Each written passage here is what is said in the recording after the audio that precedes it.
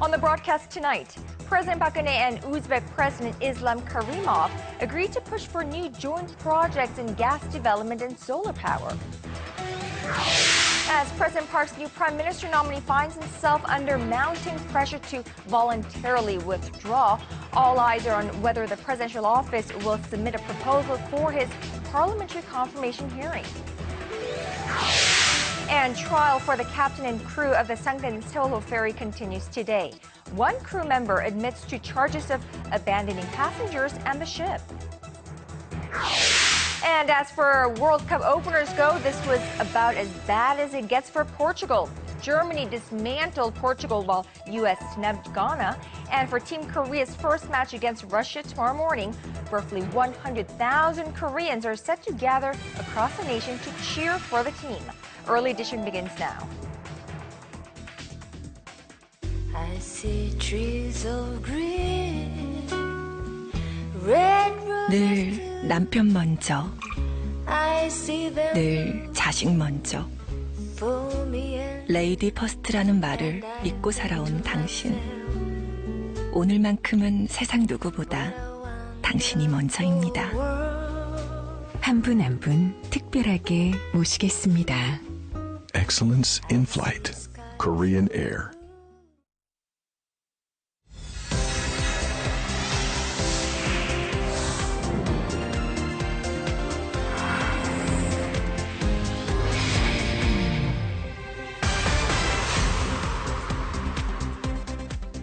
It is 5 a.m. in New York, 6 a.m. in Cuyaba, and 6 p.m. on Tuesday, the 17th of June here in Seoul.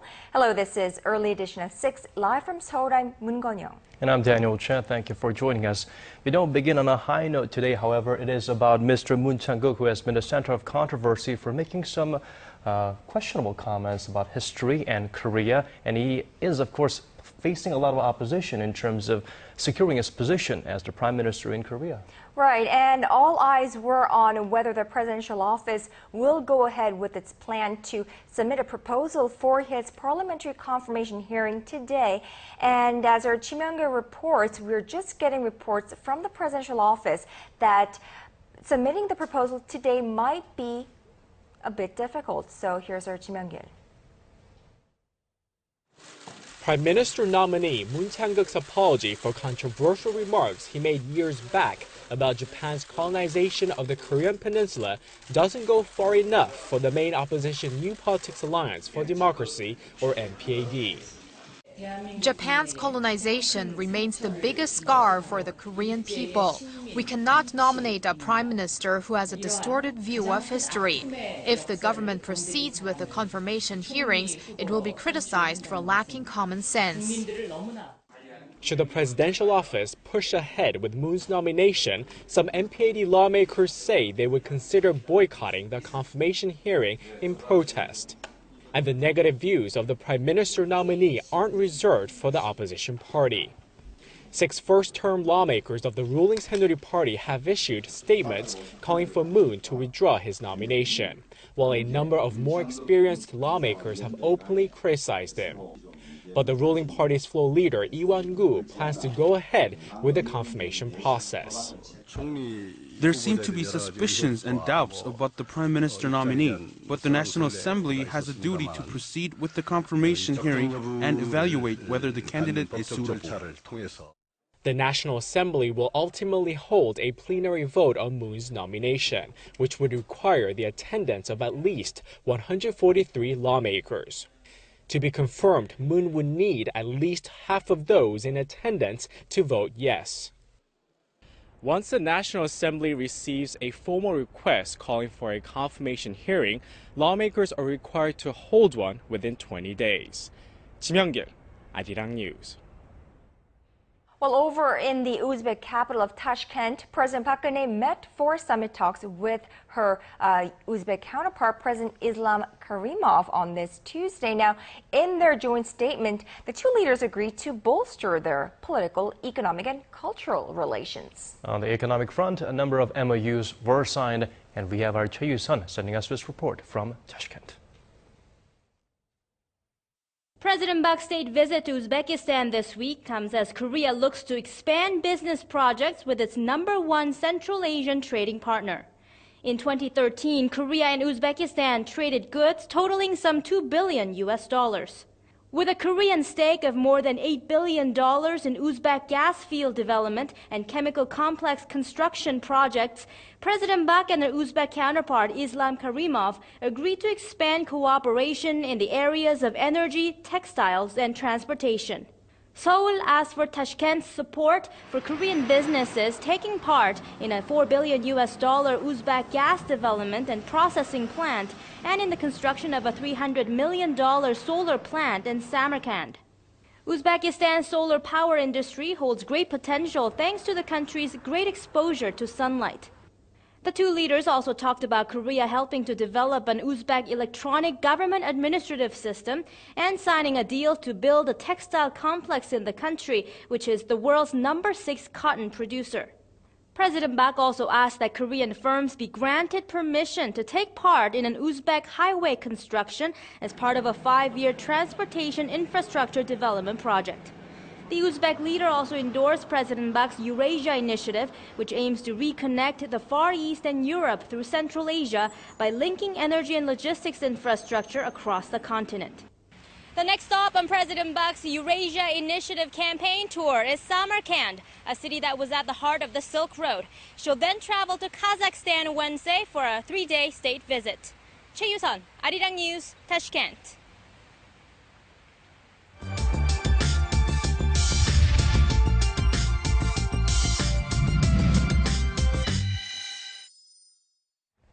The 15 crew members of the sunken Sewol ferry were back in court on Tuesday to answer to the charges against them and claimed that it wasn't up to them to save passengers in the sinking ship, but rather the Coast Guard. The defense attorneys for the accused, who face charges ranging from homicide to negligence, said that once the Coast Guard arrived on the scene, the crew's job was done.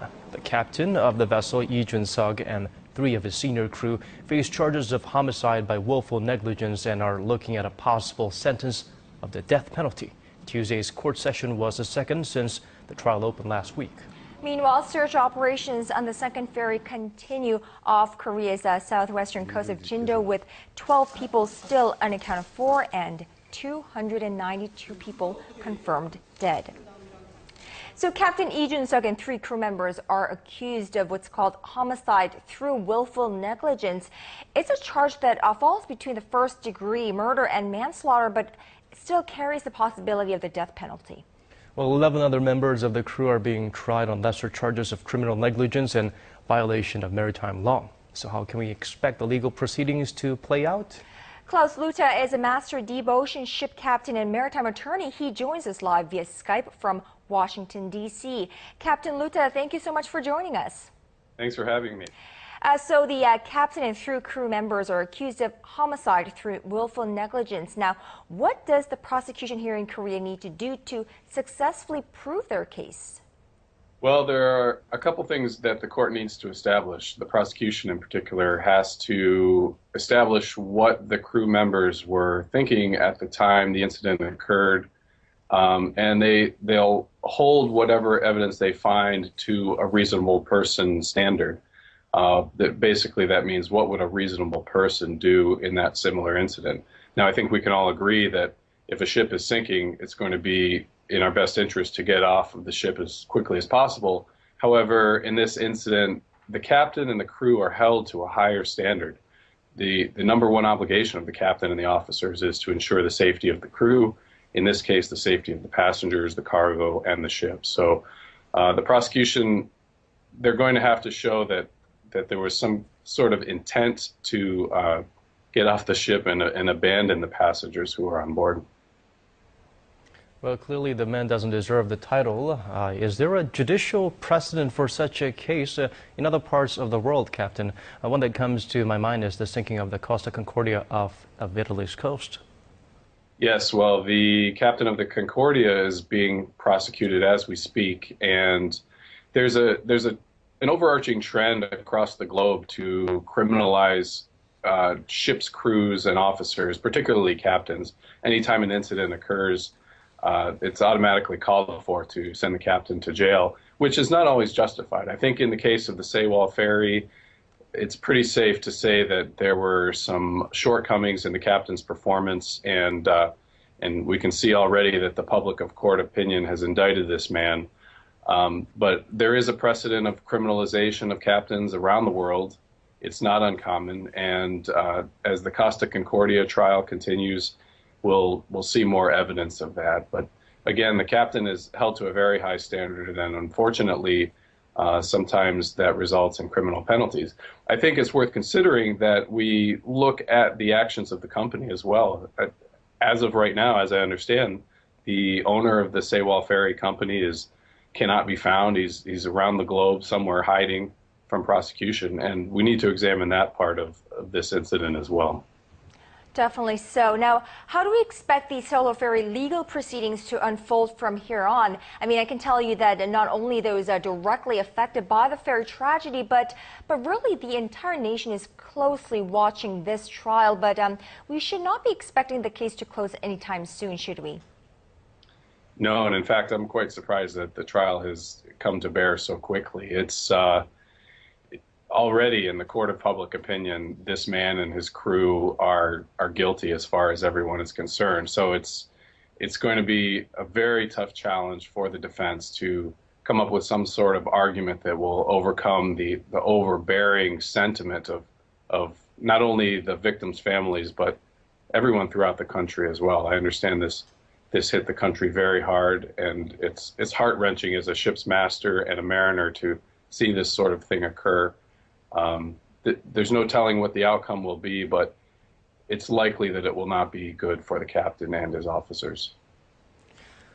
Well, Klaus Luhta, Master Deep Ocean Ship Captain, Maritime Attorney, and Chief of Staff of the International Organization of Masters, Mates, and Pilots, thank you so much for speaking with us today. Thank you.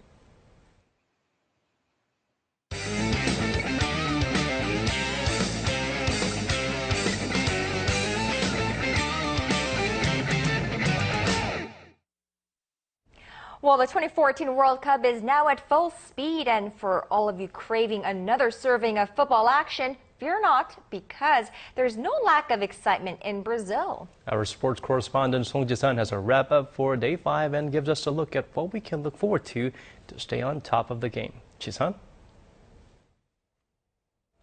Good morning, afternoon, or evening, wherever you are enjoying the World Cup Brazil 2014. Now, starting off with the latest game that ended on this Tuesday morning, the U.S. team scored easily the fastest goal so far at this year's World Cup in what turned out to be a thrilling and explosive match.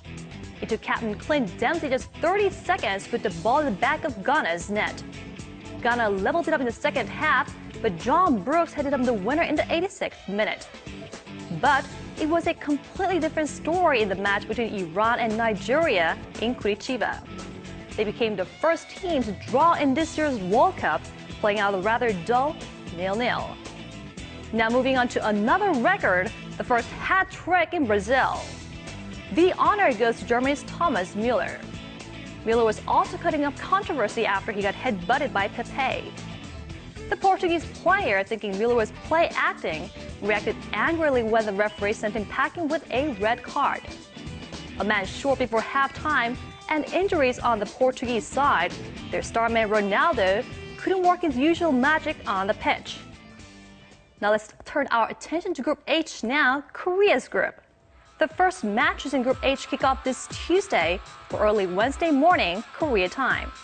The lineup against Russia will pretty much be the same as the previous international friendly matches, led by forward Park Ju-young. Now the Korean squad is busy training for what will hopefully be a victory against the Russians. Let's now hear from the players themselves. We focused on our game strategies and fine-tuning set pieces. The training was smooth in our base camp as well as here in Koyeba. We've thoroughly monitored our opponent on video, so we are aware of their strengths and weaknesses. We are 100% ready for this match.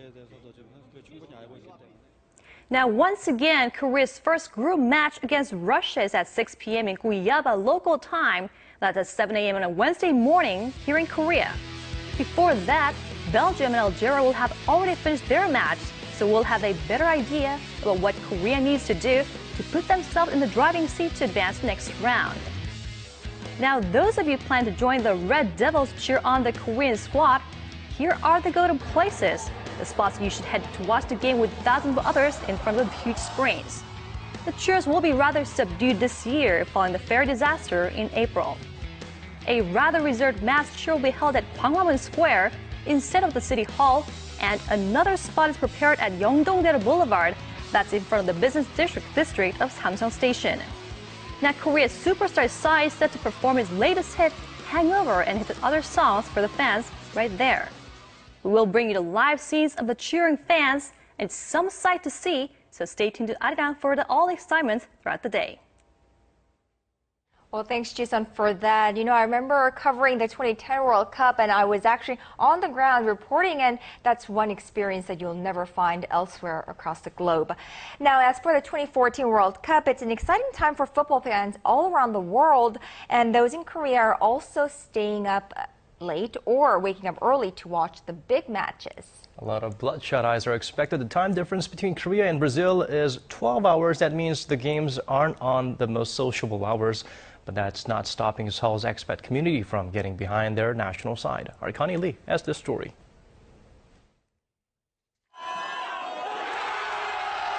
Cheers and applause burst out from soccer fans who aren't shy about showing their passion.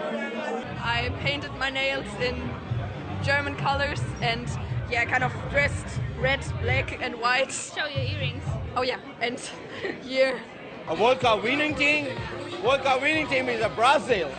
The 2014 World Cup is in full swing, and here in Korea, you not only see Team Korea fans making a statement, you see fans from all over the world packing the pubs and restaurants to watch the games. Even though most of the World Cup matches are in the wee hours here in Korea, it's the love of the game that is bringing together the different people who are all rooting for their home country. The atmosphere is here, good atmosphere, and the people who really enjoy the soccer and usually enjoy the hangout gather here, so it's fun. A handful of venues are open into the early morning hours in downtown Seoul to accommodate those who want to watch the matches live and on the big screen. Korea, the times aren't great for the World Cup games, but we had a lot of interest in the World Cup. A lot of people were emailing us and sending us messages on the Facebook page. And it seems like if you're a true fan of soccer, it doesn't matter where you are or what time the games are on, you watch and support, even if that means going into work the next day a little tired. Yes, it's a bad time for going to work tomorrow, but if you really want to support your team, your national team, then it doesn't matter how late it is, you just need to support them. Connie Lee, Arirang News.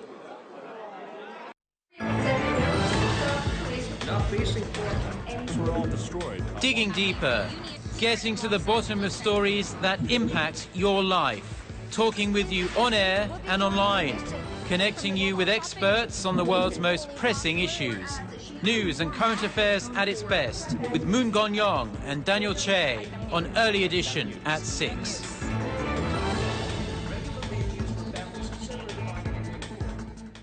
Well, in a sign of the quickly deteriorating situation in Iraq, the U.S. government is reportedly considering working, in some extent anyways, with its traditional enemy, Iran.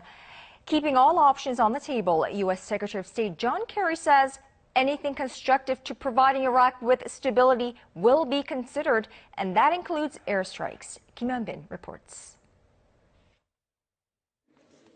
The United States could cooperate with its traditional foe, Iran, to stop Sunni militants, known as the Islamic State of Iraq and the Levant, from continuing their rampage through Iraq. In an interview with Yahoo News on Monday, Secretary of State John Kerry said that, while Washington is not in active discussions with Tehran, it will not rule out anything constructive in providing stability to the region. Another U.S. official said the two sides could discuss the situation in Iraq on the sidelines of nuclear talks scheduled for Wednesday in Vienna. If it were to happen, cooperation between Washington and Tehran to contain the Iraqi crisis will mark the first time in more than a decade for the two countries to jointly undertake a common security purpose. Iran is a strong backer of the Shia government in Iraq and has signaled a readiness to cooperate with the U.S. to contain the crisis. Pentagon, however, made it clear that it will not engage with Iran on military activities in Iraq. As the situation spirals out of control, Kerry added that airstrikes are an option available to Washington, but no detailed plans on how to coordinate them have been drawn up yet. Meanwhile, President Obama on Monday has notified Congress that 275 U.S. troops will be deployed to Iraq to provide support and security for U.S. personnel and the American embassy in Baghdad. The troops are combat ready and will remain in Iraq until the security situation is brought under control. About 160 troops are already in the country, including 50 Marines and more than 100 Army soldiers. Radical militants from the Islamic State of Iraq and the Levant have seized large parts of northern Iraq over the last several days, threatening to dismember Iraq and unleash all-out sectarian warfare. Kim Hyun-bin, Arirang News. Shifting our focus back to sports, fresh off North Korea's recent announcement that it would be sending athletes to the upcoming Asian Games in the South Korean port city of Incheon, speculations has emerged that the South and North Korean teams could join forces and play as a single unit. Seoul's Unification Ministry said Tuesday it was reviewing the possibility upon the request of Incheon City and the Asian Games Organizing Committee. It was just 2 months ago when the ministry dismissed the thought of having a single team along with the use of one uniform flag, calling it inappropriate considering current tensions on the peninsula. North Korea plans to send 150 athletes to compete in 14 different sports at the Games, which opens in Incheon on September 19th. Well, you know, it wasn't all that long ago that we were actually talking about the booming Korean film industry, but, you know, after a record 2013, domestic movies have limped out of the gate in the first half of the year as Hollywood movies have stolen the spotlight. Well, we did have a lot of Korean movies that didn't seem to stick with the formula and the performers that worked. We were kind of experimenting earlier this year. We'll see what happens in the later half. We have our Kwon So-wha to explain what to expect. Korean movies have been less popular than Hollywood movies in the domestic market so far this year, turning over a trend that's developed in recent years. No Tears for the Dead and Man on High Heels are Korean movies that were released earlier this month and star well-established actors like Jang Dong-gun and Cha Seung-won. Despite being produced by entertainment giants CJ Entertainment and Lotte Entertainment, they have failed to receive much attention. According to the Korean Film Council on Tuesday, No Tears for the Dead and Man on High Heels have so far attracted 570,000 and 310,000 viewers respectively, which pales in comparison to the Hollywood action movie Edge of Tomorrow, which has drawn 3 million. In 2012, ticket sales for domestic movies surpassed the 100 million mark for the first time. And for 2 consecutive years, Korean films were more popular than those from Hollywood. In the first half of 2014, Hollywood movies got the better of Korean films by 5.6 percentage points. Experts say Korean movies are suffering from the lack of a major hit. Miss Granny, released in January, is the only one that qualifies so far after drawing more than 4 million viewers. There were 4 of these super hits all of last year. Film critic Chung Ji-wook thinks the reason may be a lack of creativity. Whereas films last year tapped into creative concepts, he says domestic films so far this year have depended more on their star power.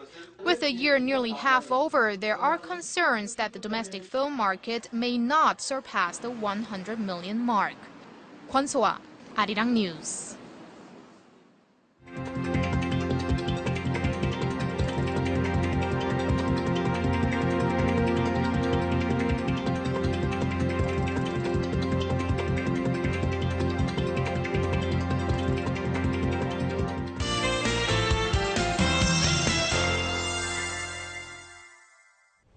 Well, let's now turn to our Michelle Park at the Weather Center. Michelle, all eyes are on Brazil and the World Cup, and you know, somebody is looking all ready to go out and do the cheers for the Team Korea.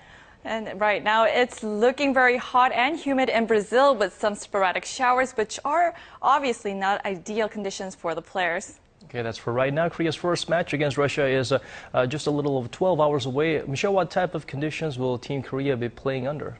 Well, kickoff is scheduled for 7 p.m. Brazil time, which is right around the time the sun will be going down. Unfortunately, there is no rain in the forecast, just a cloudy day. And for those of you here in Korea who might be looking for a place to catch the game, you can go to one of the many locations around the country showing it like COEX or Gwanghwamun Gate. And I think I speak for everyone when I say go Korea. And as for the weather conditions here, we can expect a hot day tomorrow, although we're expecting a cloudy day as well. Rain isn't in the forecast until Friday, where the southern regions are going to be influenced by the monsoonal front. Now going over to our tomorrow's readings, Seoul will top out at 21 and 29 in the afternoon. Meanwhile, the southern cities such as Daegu and Busan will peak up to 31 and 27 degrees. And moving over to other regions, Jeju Island tops out at 24, Dokdo at 21, while Mangkungang tops out at 19. Well, that's all for now. I'm Michelle Park, and back to you guys. Thanks for that, Michelle. And that brings us to the end of our newscast. Thank you for watching. For our viewers in Korea, have a wonderful rest of the evening. This has been Daniel Choi. And I'm Moon Gan-young. To those of you in other parts of the world, have a great start to your day. And we hope to have news of a win for Team Korea same time tomorrow. Bye-bye and go Team Korea.